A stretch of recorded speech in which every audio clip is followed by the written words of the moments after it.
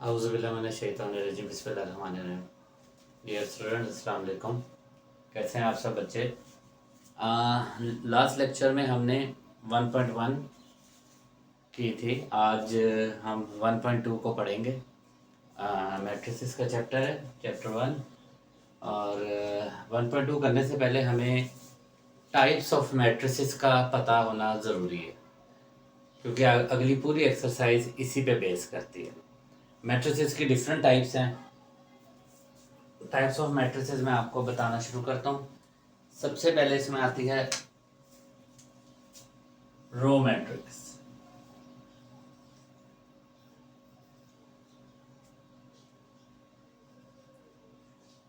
Row matrix क्या होता है? रो मैट्रिक्स बहुत सिंपल है। जिस मैट्रिक्स में सिर्फ एक रो हो उसको हम रो मैट्रिक्स कहते हैं। कॉलम्स जितने मर्जी हो, लेकिन रो का एक होना ज़रूरी है, यानी एक रो हो, इसके अंदर एक रो से ज़्यादा ना हो। फॉर एग्जांपल, ये एक रो मैट्रिक्स है, ये भी एक रो मैट्रिक्स है कि इसके अंदर एक रो है, बेशक 3 कॉलम है इसके अंदर, लेकिन रो हमारे पास सिर्फ एक ही है। तो ऐसे मैट्रिक्स को हम रो मैट्रिक्स कहते हैं। ठीक है। इसके बाद आता है कॉलम मैट्रिक्स। कॉलम मैट्रिक्स क्या होता है?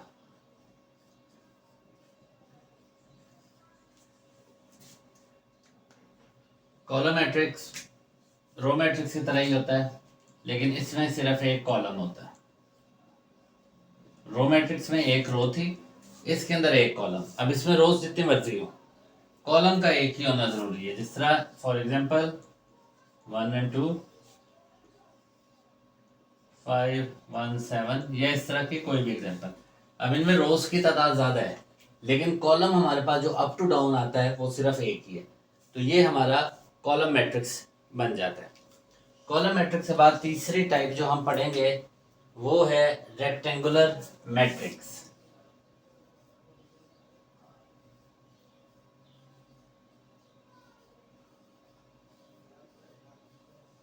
रेक्टेंगुलर मैट्रिक्स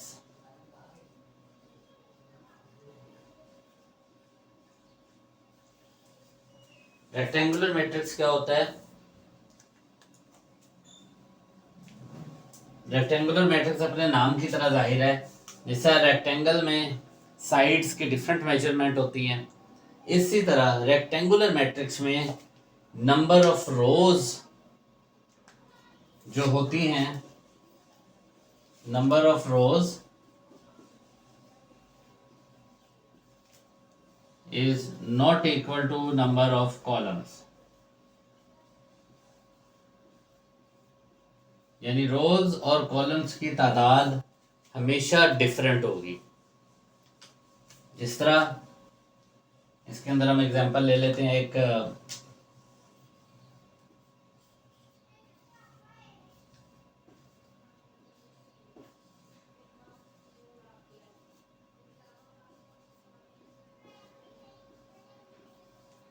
ठीक है। अब इसमें 2 रोज हैं, एक कॉलम है। इसमें 2 कॉलम है, एक रोज है। इसमें 3 कॉलम्स हैं और 2 रोज हैं। यानी कि ये हर दफ़ा रोज और कॉलम्स की तादाद कभी भी इक्वल नहीं होगी। यानी कि इसको हम आसान जुबान में ये कहते हैं, number of rows is not equal to the number of column, that matrix is said to known as rectangular matrix. ये पहले 3 हमने टाइप्स पढ़ लें। आई होप ये आप लोगों को समझ आ गई होगी। उसके बाद हम पढ़ेंगे इससे अगली टाइप जो है स्क्वायर मैट्रिक्स।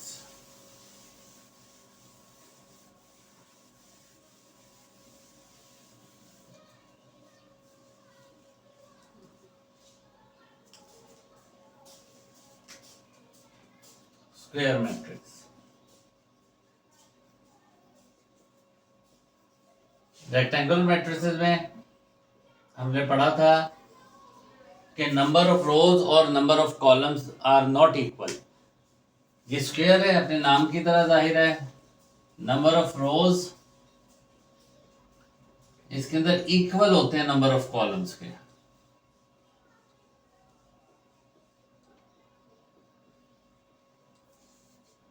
ठीक है, उसमें इक्वल नहीं थे रेक्टेंगल में, लेकिन स्क्वायर में इक्वल है। और इसी तरह इसकी एग्जांपल एक ये बन गई, यानी 1 रो 1 कॉलम, एक ये बन गई 2 रोज 2 कॉलम्स। ठीक है, इसमें भी number of rose and columns equal हैं, इसमें भी number of rose and columns equal हैं। इसके बाद जो हम टाइप स्टडी करेंगे वो है null matrix. Null matrix, null matrix को हम जीरो मैट्रिक्स भी कहते हैं। ठीक है, नल मैट्रिक्स का दूसरा नाम जीरो मैट्रिक्स है। ये बहुत सिंपल है कि तमाम entries, all entries of the matrix is zero. जितने भी इसके अंदर एंट्रीज होंगी वो जीरो होनी चाहिए, तो वो हमारे पास बन जाएगा नल मैट्रिक्स। इसके अंदर कोई नंबर, कोई वेरिएबल, कोई भी चीज, कोई एरे नहीं आ सकती अदर देन जीरो। इसका हर एलिमेंट जो होगा, इसका हर एलिमेंट जीरो ही होगा, जीरो के अलावा कुछ नहीं हो सकता। ए बी सी डी 1 2 3 कोई चीज नहीं हो सकती, it has to be zero. कोई भी इसके अंदर शेप हो, रोज एंड कॉलम्स की जो भी तादाद हो, उससे फर्क नहीं पड़ता, सिर्फ एंट्रीज से फर्क पड़ता है कि entries must be zero in every case. ठीक है बच्चों, इसके बाद हम पढ़ेंगे transpose of a matrix. Transpose क्या होता है?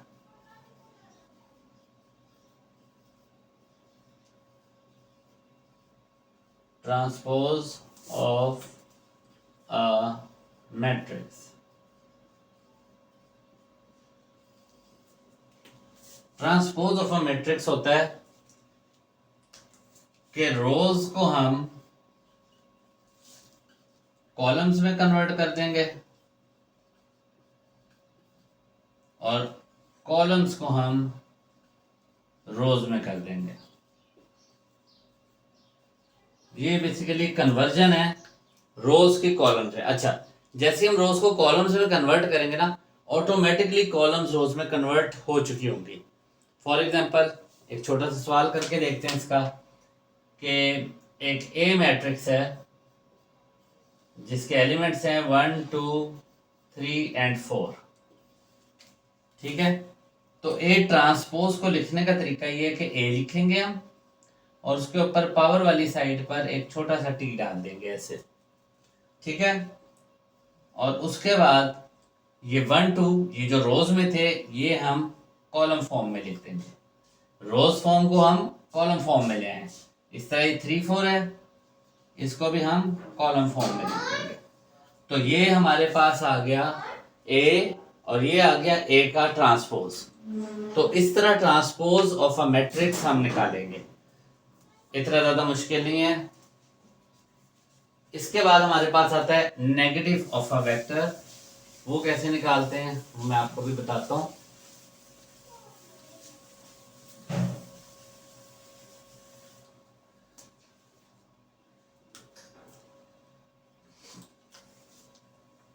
Negative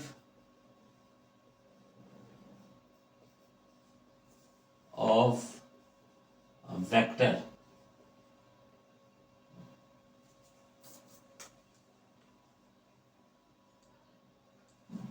sorry negative of a matrix. Matrix का नेगेटिव क्या होता है? ठीक है, बहुत सिंपल है कि जितने भी साइन मैट्रिक्स के अंदर होंगे उनको हम ऑपोजिट साइन से रिप्लेस कर देंगे। प्लस को माइनस बना देंगे और माइनस को प्लस बना देंगे। ठीक है, एक एग्जांपल लेते हैं कि इसको किया कैसे जाता है। अगर ए के एलिमेंट्स हैं 1 2 3 एंड 4, तो negative of a vector minus A लिखा जाता है। ये तमाम एंट्रियां प्लस में है, सबके साइन चेंज हो जाएंगे। ठीक है, इसकी एक और एग्जांपल लेते हैं। बी मैट्रिक्स है 0 -1 2 -3।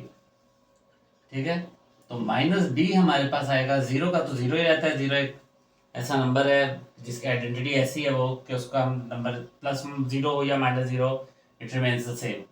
-1 जो है +1 में कन्वर्ट हो जाएगा, 2 -2 में हो जाएगा और -3 +3 में कन्वर्ट हो जाएगा। इस तरह नेगेटिव ऑफ अ वेक्टर हम लोग निकालते हैं।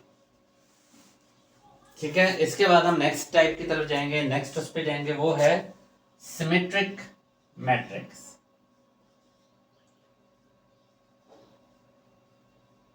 सिमेट्रिक मैट्रिक्स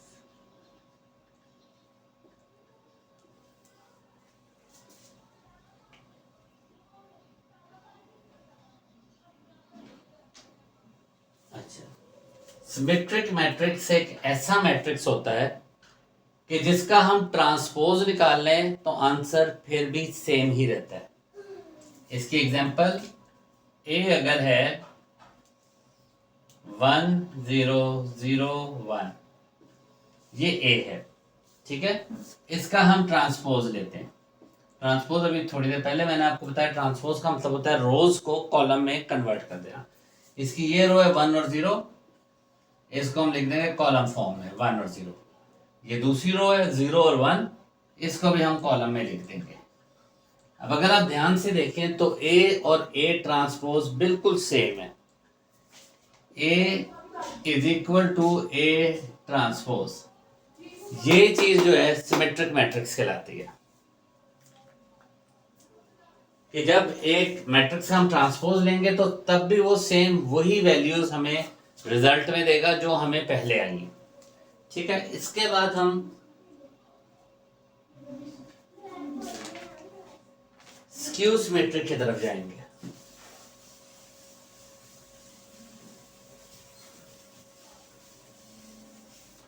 सिमेट्रिक हमने पढ़ ली, अब हम पढ़ेंगे स्क्यू सिमेट्रिक।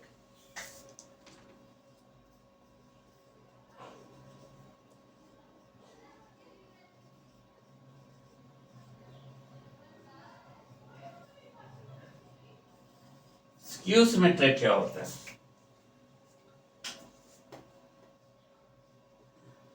एक मैट्रिक्स हम लेते हैं,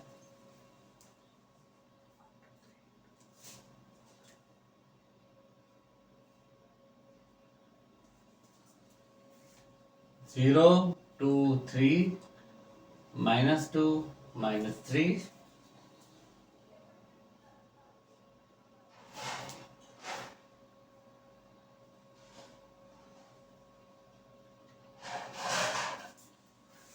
0 1 -1 0।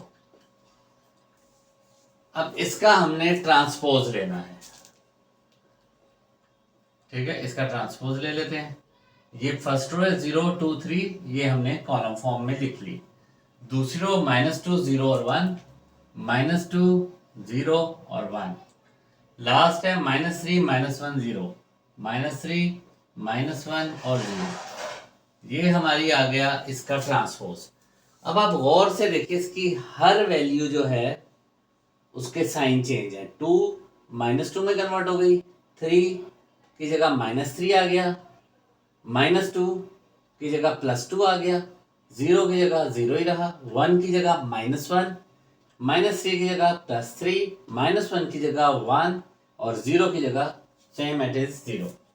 यानी अगर आप गौर करें इस पे तो ए का नेगेटिव बन गया इसका ट्रांसपोज, यानी कि A is equal to negative of A transpose, यानी इसका ट्रांसपोज इसका नेगेटिव है। ऐसे उसको हम स्क्यू सिमेट्रिक कहते हैं, ऐसे मैट्रिक्स को। A is a skew symmetric matrix.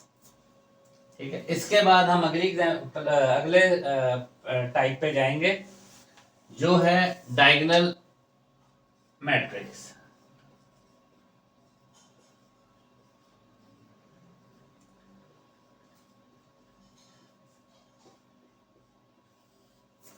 अब डायगोनल मैट्रिक्स क्या होता है?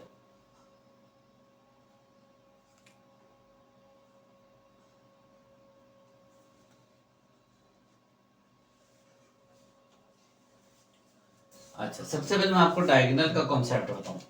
डायगोनल इसको कहते हैं, यानी कर्व में आई हुई एंट्रीज। अब बहुत सिंपल है इसकी कि ऐसा मैट्रिक्स जिसकी, यानी कि हम कोई भी वैल्यू लिख लेते हैं, डायगोनल वैल्यूज में से कोई भी एक वैल्यू नॉन जीरो हो, यानी 0 के अलावा हो, वो डायगोनल मैट्रिक्स कहलाता है। जिस तरह ये मैंने एक मैट्रिक्स लिखा है, इसकी ये एंट्री बेशक 0 है, लेकिन एक एंट्री इसकी ऐसी है जो नॉन जीरो है, यानी 0 के अलावा है। ऐसे मैट्रिक्स को हम डायगोनल मैट्रिक्स कहते हैं। यानी ये इसका डायगोनल है, इसके डायगोनल की एक value must be some value, it can not be, यानी कि ये भी 0 होता और ये भी 0 होता तो ये डायगोनल मैट्रिक्स नहीं होता। डायगोनल मैट्रिक्स की पहचान कि इसकी डायगोनल वैल्यू में कोई एक वैल्यू जरूर नॉन जीरो हो, फिर वो डायगोनल मैट्रिक्स कहलाता है।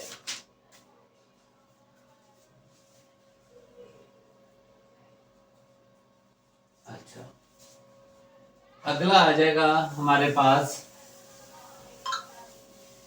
Scalar matrix.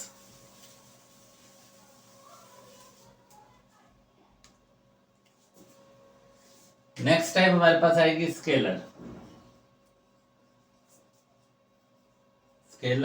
Matrix. Scalar matrix एक ऐसा मैट्रिक्स होता है जिसकी डायगोनल वैल्यूज सेम होती हैं। जिस तरह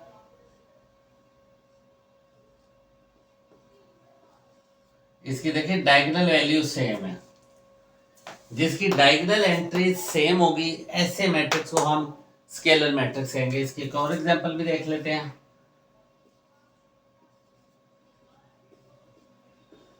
देखिए एक बार फिर डायगोनल एंट्रीज जो हमारी हैं दोनों वो सेम रही। Last type identity matrix.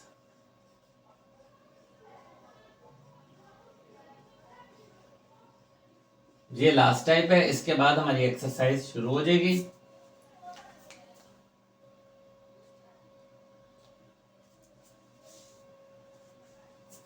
ये भी डायगोनल एंट्री से ताल्लुक रखता है। कोई भी मैट्रिक्स जिसकी डायगोनल एंट्रीज 1 हो, कोई भी मैट्रिक्स जिसकी डायगोनल एंट्रीज 1 हो, वो आइडेंटिटी मैट्रिक्स होता है। इससे बड़ा मैट्रिक्स हो, इससे छोटा हो, बस डायगोनल जो हमारी आ रही है वो सारी एंट्रीज 1 होनी चाहिए। स्केलर में सेम होनी चाहिए और आइडेंटिटी में डायगोनल एंट्रीज 1 ही होनी चाहिए। 1 के अलावा कोई और वैल्यू आ गई तो वो आइडेंटिटी मैट्रिक्स नहीं रहता।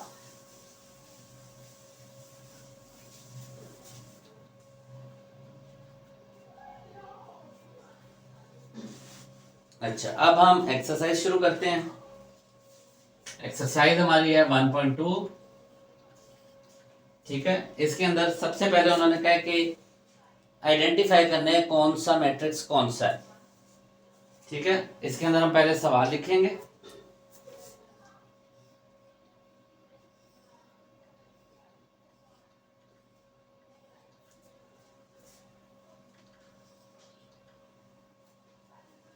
ए लिखा हमने 0 0 0 0। ठीक है, अब ये आप लोगों को भी पता है, मुझे भी पता है, हमने अभी ये पढ़ा है कि ये कौन सा मैट्रिक्स है। ये एक नल मैट्रिक्स है, नल मैट्रिक्स, क्योंकि इसकी तमाम एंट्रियां 0 है। यही हमने डेफिनेशन में भी पढ़ा था। अब अगला मैट्रिक्स हमारे पास आ गया B 2 3 4। ठीक है, ये रो मैट्रिक्स है। ठीक है बच्चों, इसकी डेफिनेशन में पढ़ी थी, जिसकी सिर्फ एक रो हो वो रो मैट्रिक्स होता है। इसके बाद तीसरा सवाल जो हमारे पास आ रहा है वो है C इज इक्वल टू 4 0 6। और ये हमारे पास आ जाएगा, क्योंकि इसका सिर्फ एक ही कॉलम है तो ये हमारे पास आ जाएगा कॉलम मैट्रिक्स। ठीक है, अगला सवाल देखते हैं। अगला सवाल जो है वो D है 1 0 0 1। अब ये हमारे पास दो नामों से है। इसको हम आइडेंटिटी मैट्रिक्स भी कह सकते हैं, क्योंकि हम ये पढ़ चुके थे कि डायगोनल एंट्रीज सेम होनी चाहिए, आइडेंटिटी भी कह सकते हैं। और इसके अलावा इसका एक नाम यूनिट मैट्रिक्स भी होता है। ठीक है, इसके ये दोनों नाम हैं, आइडेंटिटी और यूनिट मैट्रिक्स एक ही चीज के दो नाम हैं। ठीक है, इसके बाद इसका ई पार्ट जो है 0। ठीक है, ये हम पढ़ चुके हैं, जिसकी तमाम एंट्री 0 होती हैं उसको हम नल मैट्रिक्स कहते हैं। ठीक है, और इसका लास्ट पार्ट भी वैसे सिंपल है, इजी है। f इज इक्वल टू 5 6 7, इसका एक ही कॉलम है, तो ये हमारे पास इसका आंसर कॉलम मैट्रिक्स आ गया। ठीक है, ये सारे हमने जो भी टाइप्स पढ़ी हैं उसी के मुताबिक ये इसके आंसर्स आ गए।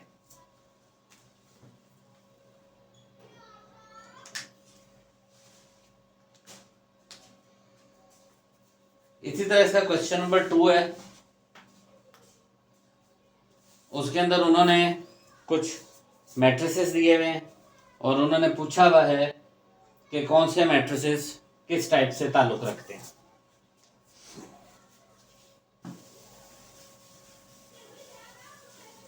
ठीक है, हम लोग सारे मैट्रिसेस को देखेंगे और जो जिस टाइप में है हम उसकी हेडिंग लगाकर वो वाले लिख देंगे। ठीक है, सबसे पहले हमारे पास आ जाएगा स्क्वायर मैट्रिसेस कौन कौन से हैं। उन्होंने सबसे पहले स्क्वायर मांगे हैं, तो हम स्क्वायर मैट्रिसेस को लेकर चलेंगे। स्क्वायर मैट्रिसेस की मैंने आपको पहचान बताई दी थी कि जिसकी रोज और कॉलम सेम होगा वो स्क्वायर मैट्रिसेस होंगे। इसके अंदर 3 पार्ट, 4 पार्ट और 7 पार्ट, सॉरी 8 पार्ट, ये तीनों स्क्वायर मैट्रिसेस है। इनकी नंबर ऑफ रोज और कॉलम सेम है, इसलिए ये तीनों स्क्वायर मैट्रिसेस हैं। इसके बाद इसका पार्ट रेक्टेंगुलर मैट्रिसेस का आता है कि रेक्टेंगुलर मैट्रिसेस कौन से हैं।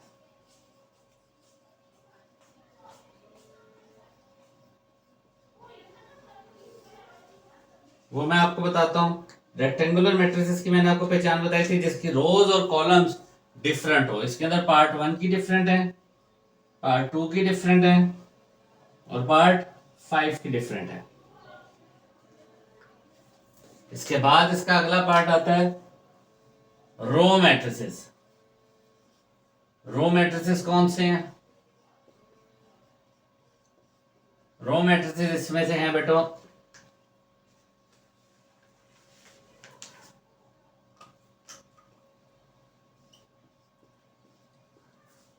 छठा पार्ट, वो रो मैट्रिसेस है।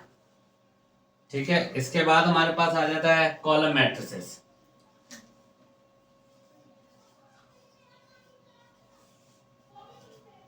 कॉलम मैट्रिसेस कौन कौन से हैं वो हम देखते हैं।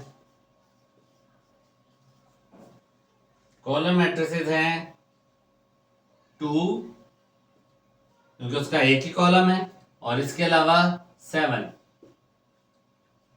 का भी एक ही कॉलम है। फिर आ जाएगा आइडेंटिटी मैट्रिक्स। आइडेंटिटी मैट्रिक्स कौन सा है?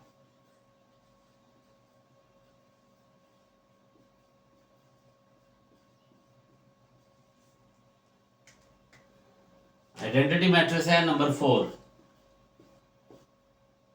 1001 वाला। इसके बाद आखिरी पार्ट इसका आ जाता है कि नल मैट्रिक्स कौन सा है।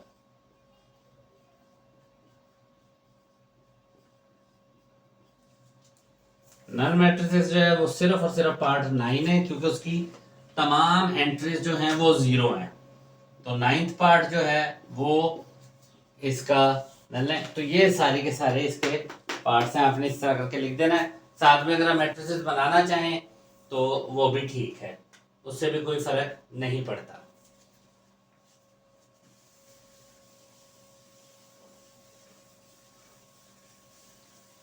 अगला सवाल भी सेम इसी तरह का है।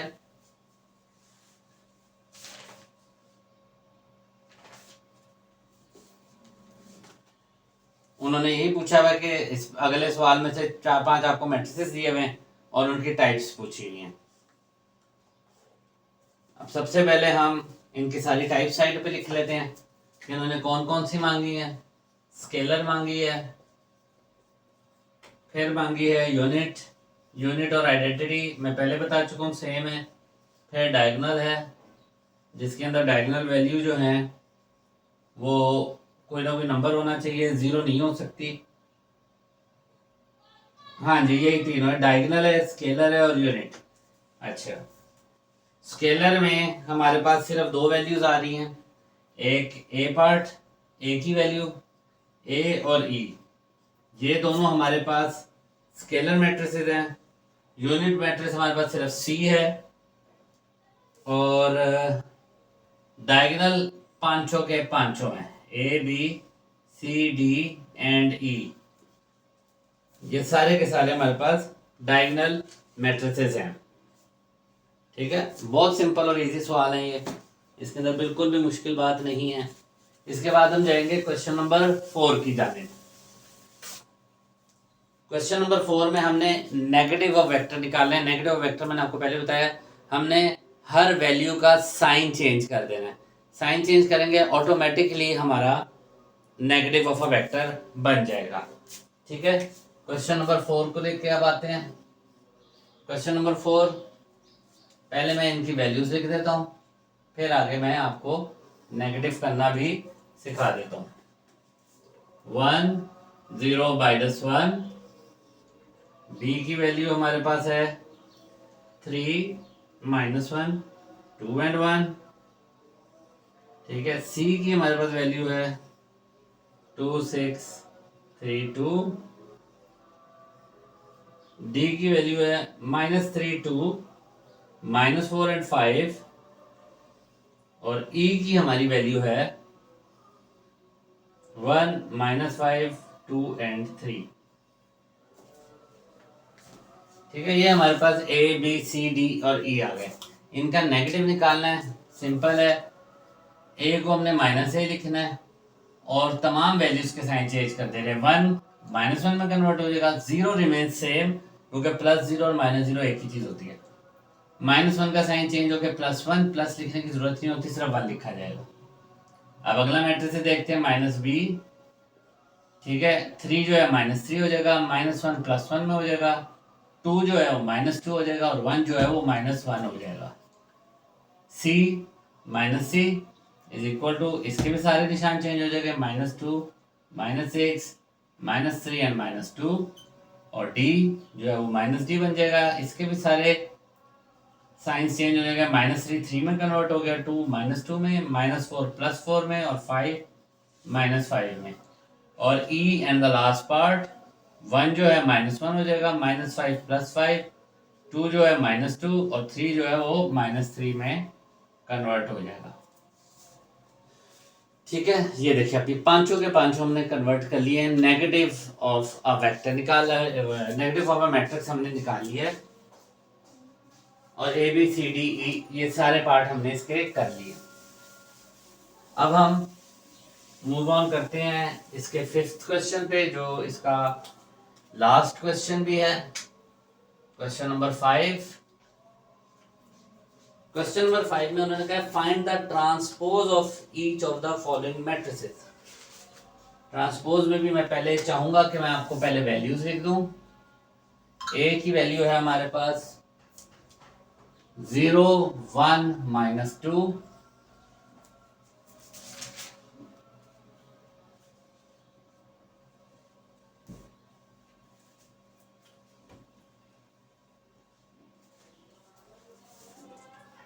बी की वैल्यू है, बी की वैल्यू हमारे पास है 5 1 -6।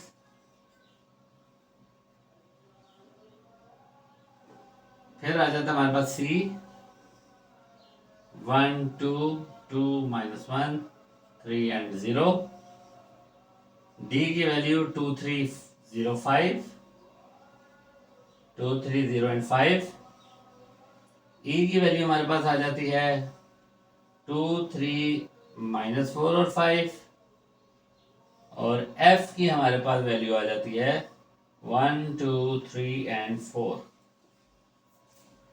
ठीक है, ये पांचों पार्ट हमने लिख लिए हैं क्वेश्चन नंबर 5 के। अब इसको हम सॉल्व करते हैं, सोल्यूशन लेते हैं। ए को जब भी ट्रांसपोज लिख रहे हैं, मैंने आपको बताया था इसके ऊपर एक छोटा टी पावर फॉर्म में लिख देना है। ये कॉलम है, इसको हमने रोज में कन्वर्ट कर लेना है। अब ये बी पार्ट है, बी को बी ट्रांसपोज, ये रो में है, इसको हम कॉलम फॉर्म में ले आएंगे। वैल्यू सेम रहेंगी, वैल्यूज में कोई रद्दो बदल नहीं आना, वैल्यू सेम रहनी है और ये बस कॉलम्स और रोज बदलने। ठीक है, अब ये फर्स्ट रो है, फर्स्ट रो 1 और 2 थी, कॉलम में लिख दी। सेकंड रो 2 और 1, ये भी कॉलम फॉर्म में लिख दिया। थर्ड रो 3 और 0, ये भी हमने कॉलम फॉर्म में लिख दिया।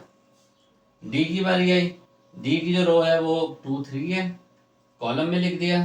सेकंड रो 0 और 5 है, ये भी कॉलम फॉर्म में लिख दिया।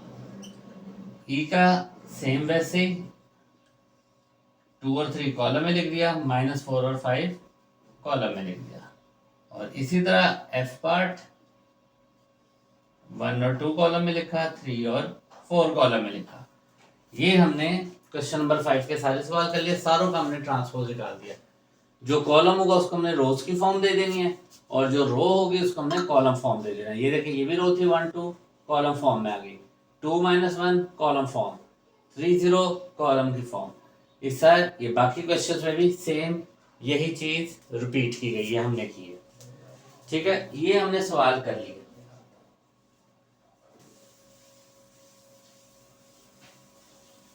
अब हमारा आएगा क्वेश्चन नंबर 6।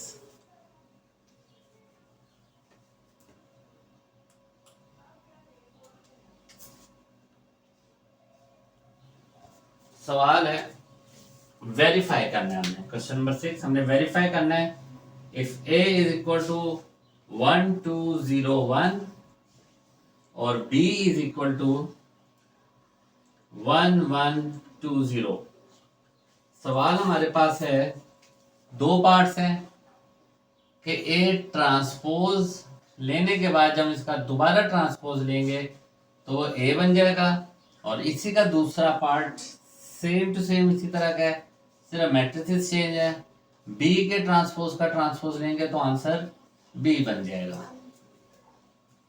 ठीक है, तो पहले हम ए एलिमेंट यानी पार्ट 1 को लेके चलते हैं। पार्ट 1 हमारे पास है ए ट्रांसपोज का भी ट्रांसपोज। ठीक है, सबसे पहले हम ए एलिमेंट लिखेंगे।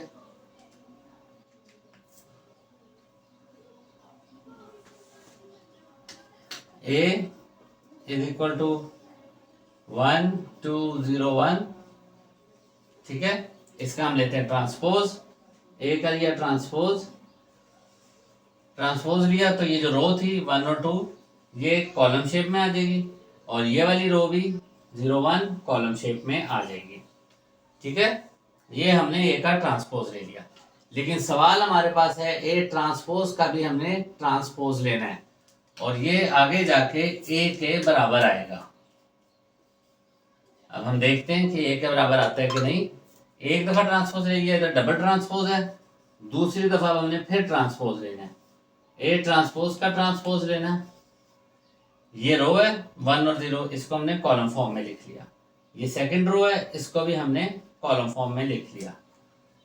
अब आप ध्यान से देखें तो ए ट्रांसपोज का ट्रांसपोज और ए दोनों की वैल्यू सेम आ रही है, बिल्कुल सेम वैल्यूज है। तो जैसी ये सेम वैल्यूज आई तो ये बराबर हो गया ए के। तो आपने एंड में ये लिख देना, हेंस ए ट्रांसपोज का ट्रांसपोज ए के इक्वल हो गया। ये आपका पार्ट 1 कंप्लीट हो गया। पार्ट 2 इस साइड पे कर लेते हैं। अब हमने बी के साथ हैंडल करना है। बी ट्रांसपोज का ट्रांसपोज इक्वल है बी के। सबसे पहले हमने बी का एलिमेंट लिखना है। b is equal to 1 1 2 0। b का ट्रांसपोज लेते हैं। ये फर्स्ट रो है 1 1, ये कॉलम में बदल गई। सेकंड रो है 2 और 0, ये भी कॉलम में बदल गया। ठीक है, लेकिन सवाल हमारा बी ट्रांसपोज का भी ट्रांसपोज, तो इसका हम दोबारा ट्रांसपोज लेंगे, रोज को फिर कॉलम में बदलेंगे। 1 और 2 रो है, ये कॉलम में बदल गई। 1 और 0 रो है, ये भी कॉलम में बदल गया। एक दफा फिर आप देखें तो बी और बी ट्रांसपोज का ट्रांसपोज एग्जैक्टली सेम है, इक्वल है। हर एंट्री, हर कॉरस्पॉन्डिंग एंट्री, जैसे मैं आपको बताया था कि पहले को पहले से, दूसरे को दूसरे थे, तीसरे का तीसरा और चौथे का चौथा एग्जैक्टली सेम है। तो ये बी के बराबर है। जब ये बी के बराबर हो गया, हमारा सवाल, हमारा प्रूफ कंप्लीट हो गया। हेंस बी ट्रांसपोज का ट्रांसपोज बी के इक्वल हो गया। ठीक है बच्चों, ये हम नोट डाउन भी कर लें, देख लें। ये हमारी 1.2 एक्सरसाइज कंप्लीट हो गई। टाइप्स ऑफ मैट्रिसेस भी आपने पढ़ ली, एक्सरसाइज भी कर ली, पहचान करना भी आपको आ गया कि किस तरह पहचानेंगे कि कौन सा मैट्रिसेस कैसा है, और उसको देख के कैसे अंदाज़ा होता है कि ये वाला मैट्रिसेस कौन सा है। तो आई होप ये चीज़ आपको समझ आ गई होगी। दिल लगा के पढ़ें आप लोग, और एक दफ़ा फिर अपने माँ बाप की बहुत खिदमत करें, और मेहनत से अपना काम कंप्लीट किया करें। रोज़ का रोज़ पढ़ें ताकि आपको आगे जाके मुश्किल ना हो जब पेपर्स करीब आ जाएं। और एक चीज़ और बताऊं, ये चैप्टर बहुत ज़्यादा इम्पोर्टेंट है। इसके अंदर इसकी टाइप्स को आपने याद करना है, इसकी डेफिनेशंस जो आपकी बुक में भी दी हुई हैं, एंड पे ग्लॉसरी में, वो भी आप याद करें, और कोशिश करें विद एग्जांपल याद करें, ताकि आपको अंडरस्टैंड भी बेहतर हो। और अक्सर शॉर्ट क्वेश्चन में इसका सवाल आ जाता है, कोई ना कोई एक आधी डेफिनेशन आ जाती है कि डिफाइन आइडेंटिटी मैट्रिक्स, या डिफाइन स्केलर मैट्रिक्स, या डिफाइन रेक्टेंगुलर मैट्रिक्स। तो इस चीज़ पे आपने ध्यान देना है। आज का लेक्चर यहीं पे ख़त्म करते हैं, और इंशाल्लाह नेक्स्ट लेक्चर में आपसे मुलाकात होगी। अपना बहुत ज़्यादा ख्याल रखें। अल्लाह हाफिज़।